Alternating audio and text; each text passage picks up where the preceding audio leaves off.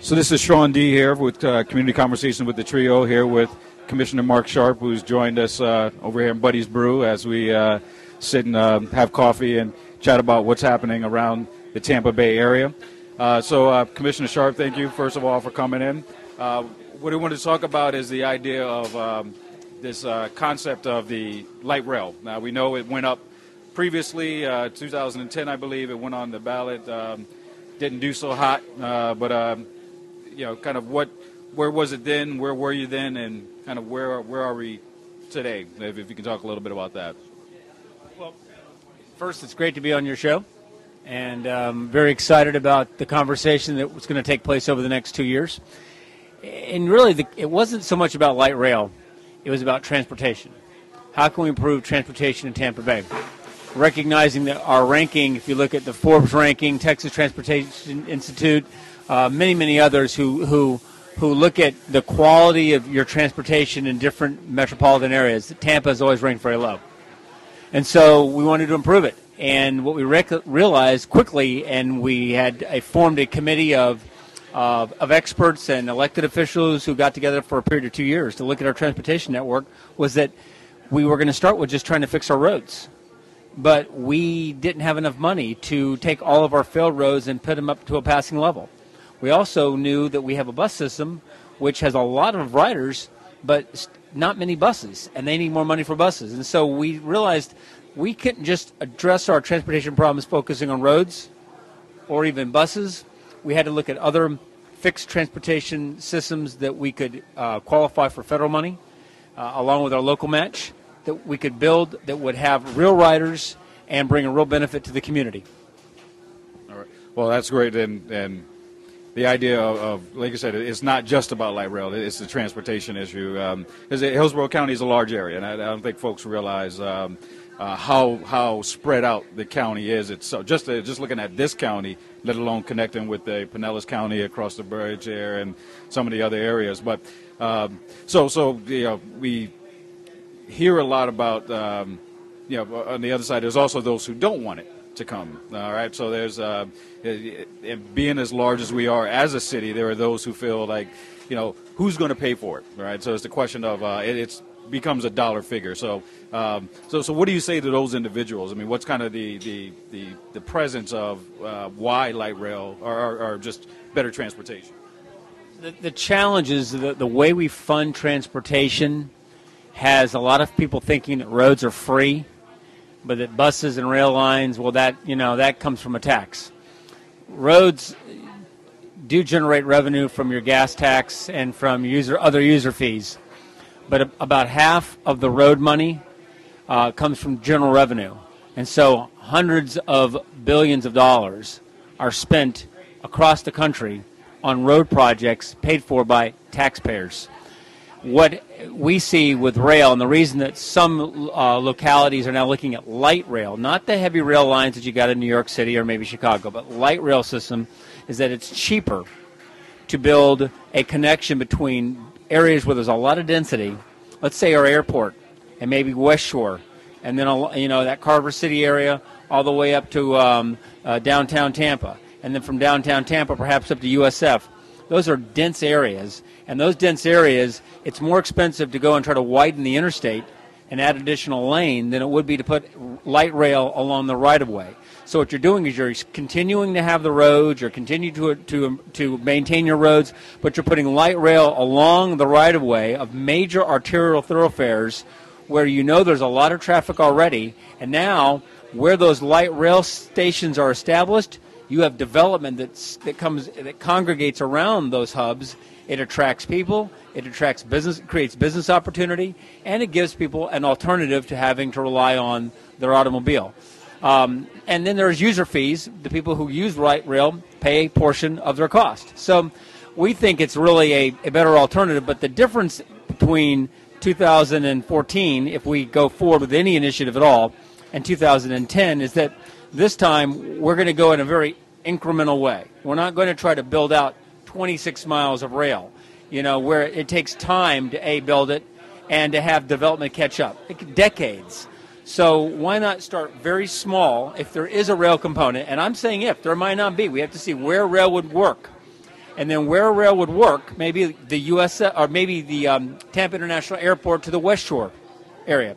That's a line where rail could work, where there's real value, and it wouldn't cost a lot of money.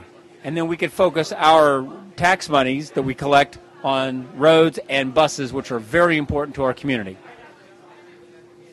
All right. Well, great. That's definitely a great point on the with the economic piece, the economic impact, because that's, I think folks forgetting that, yeah, there's a cost. They're looking at the initial cost, but what about they're not seeing the potential revenue generated because of the businesses and small businesses and such. So, Commissioner Sharpe, talking about the economics, the economic impact. Again, just folks, you mentioned the possibilities, and again, this is not tomorrow. This is not happening, and by the end of this week, we're going to have this, bustling transit system, improved transit system here. But long-term thinking, we already know that small businesses create jobs. They're one of the high job creators. There's a small business opportunities there as we sit in a small business facility currently. So, talk to those who are who may say, well, again, it's who may be a little bit grumpy in the sense of my tax dollars, my personal tax dollars are going towards something I may not get to use. I mean, what does that mean for others? First, what we're trying to do is to create a business environment where there's an opportunity in Tampa Bay for young college graduates or high school graduates, for that matter, to earn a wage where they can live comfortably, raise a family. So the goal is create jobs, high-wage jobs. But you got to create an environment where your young entrepreneurial minds want to work. Some of the most brilliant young people that I've met from HCC or the University of Tampa or University of South Florida or some of your vocational tech schools will tell me, Mr. Sharpe, when I graduate, I have to leave because I got to find a good job that can pay off this college loan, or I want to live in a cool place. And quite frankly, they think Tampa Bay is boring. The Forbes magazine, when they rank the top 10 cities for young workers, we're always at the bottom 10. Tampa Bay is consistently at the bottom. And that's not fair because this is a great place for young people. So we're trying to change the image of our community. And the one thing that I'm finding is that what I think seems to work and what everyone seems to gravitate towards is that Tampa Bay truly does have an international flavor. You've got a lot of people who come from Central and South America. You've got a large minority community here, and this is their history, their roots are here, and they want to stay here. So what we're going to try to do is find a way to connect people, bring them so that they can live here, work here, maybe not have to own a car. I've got 3 cars in my household. One my son is 16 now, is starting to drive. My wife and I both have cars. We honestly can't afford 3 cars. The cost of putting fuel in them, paying for the insurance, maintaining them, and just paying for the cars themselves, I would love to get rid of 1 car. And if one of us, and I would be happy to do it, could just rely on transit only, I'd do it. So we're trying to create an environment where people, if they decide they want to do that, could use transit. And then what we'll also find, that will save you money. So you might be paying a little bit of money. Even in the last referendum in 2010, the average individual would have paid $85 a year in additional taxes had the referendum passed, and the average family $140. Now, when gas went up $1, your average gas bill a week, the addition that you were paying on top of what you were paying. So why not find a way to help people lower their fuel costs? And the other thing, statistically speaking, in Tampa Bay, for median low-wage workers, they spend proportionately more money on their transportation than you see in other cities. 35% of a low-income worker's wage here in Tampa Bay goes to transportation. So if there's a way that we can lower those costs, I'm all for it. Yeah, that's great, and I'm all for that as well. I'm driving a car now that has 170,000 miles on it, and most of it has been since I've been here. Actually, that car is since I've been in Tampa, actually, and that's 170,000 miles and really about 4 years here. So that's a lot of driving. That's a lot. But again, it's the sprawling area that we live in. Even going down, we drive down to Miami, but hey, it would be great to do a lot. I have kids, so going to Orlando is a routine trip. I'll be there in 2 weeks, actually, going to Orlando, and we'll be driving over to Orlando. So how great would it be to have a rail system or some way to to get there. I keep pushing rail, so I'm all about rail there.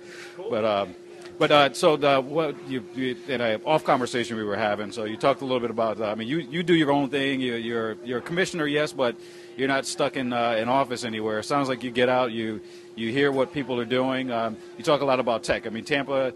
A lot of folks don't really think of Tampa as a technology area, but from what I can understand and what I see, that's a lot of where this I-4 corridor concept is a lot of tech is coming in. Can you speak a little bit about that and kind of what that means for us locally and the generations coming up with the technology?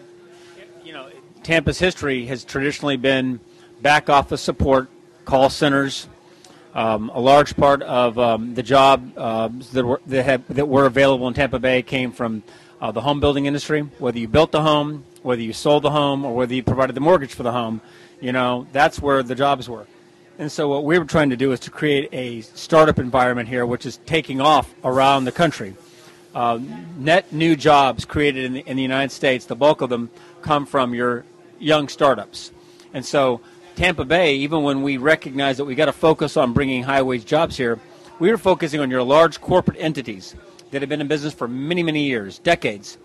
That's great. That's fine. But what's interesting is that statistically speaking, they don't create net new jobs. And oftentimes what they're doing is they're laying people off. They still have a lot of employees, but they're laying people off. New jobs come from your startups. So we want to create a startup community. But the startups need to be able to kind of live. They need to be able to be together, to talk with each other, to have legal help when they need it, to have financial help, to have mentorship. And so, again, that's why transit and transportation is so important in linking and bringing us together. But what we want Tampa Bay to be is the best community in the nation for job creation and highway job creation. And because we got Orlando right next door, ultimately, if you can link Orlando with Tampa Bay, we've got the interstate, which, I-4 connects us, but wouldn't it be nice as well to have a rail line? And listen, for those who are listening who think, well, what's the deal about rail? If when you're in a building and it's like, 30 stories tall, you want an elevator, right? I mean, because an elevator takes you a fixed location up and down. Well, rail kind of is a fixed location, but it doesn't go up and down, okay? It's horizontal. And the idea is it's connecting you between those spots where there's a lot of people. It'll take you a long time to walk. You don't have your car, or maybe it's just too expensive to drive, or it's too crowded. So if you use the rail along these fixed locations, what we found is that where the rail stops, where the doors open up and people get on or get off, you've got customers. So you don't have to be high tech. You can be the guy that shines shoes. You can be the person who provides newspapers, makes coffee, dry cleaners, just basic services. Where there are stops, there are job opportunities. Where those job opportunities, you see property values around the area going up. It's good for our community.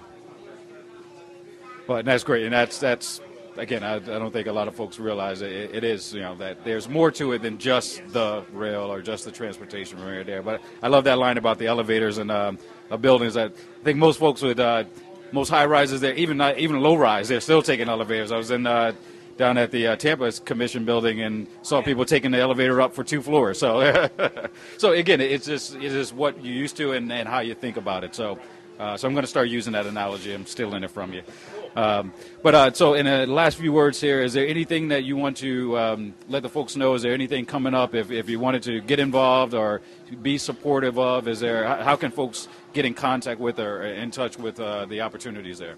Well, on transportation and even on the startups, I meet here every Friday at Buddy Brew from 9 o'clock in the morning till 10:30. And anyone obviously is welcome to come here and have a cup of coffee and talk about the entrepreneurial environment of Tampa Bay. We have an economic development office that now has a new program that we're using where we have some money to help startups connect with each other. And so we're going to be more involved there. If you're interested in transportation, I would suggest that you contact Connect Tampa Bay. Kevin Thurman is the head of Connect Tampa Bay. They're very involved in getting citizens engaged in the conversation. We need you to call your county commissioner, to call your mayor and city councilman, to tell your elected officials and others that you really believe that transportation is important to our community. And I think if we have a lot of community people getting together, we'll be able to provide information so that whatever we do in 2014, people will be better educated to make a better decision about whether they should support or oppose our initiative. There was a lot of confusion in 2010, and we just want people to be well educated, well informed, and then they can make their own decision. Excellent. Excellent. Well, Commissioner Sharpe, appreciate your time once again. All right. You've been listening to Community Conversations with the Trio, and this is Sean D. See ya.